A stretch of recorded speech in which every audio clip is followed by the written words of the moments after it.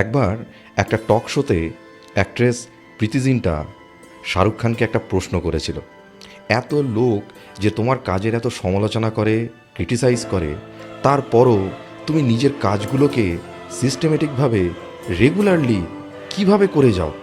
এর উত্তরে এসআরকে বলে, আমার কাজ, আমার ফ্যামিলি আর আমার কিছু ক্লোজ ফ্রেন্ড ছাড়া আমি অন্য কারোর কথা ভাবি না।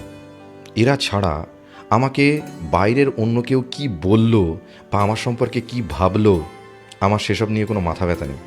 আসলে আমাদের জীবনের বেশিরভাগ সমস্যাই এই ব্যাপারটা নিয়েই। আমরা বাইরের লোকের কথা, বাইরের লোকের সমালোচনা নিয়ে মাথা ঘামাতে থাকি। ও কি ভাবলো, ও কি বলল, এই করতে গিয়েই আমরা আমাদের নিজেদের কাজে কনসেন্ট্রেট করতে পারি না।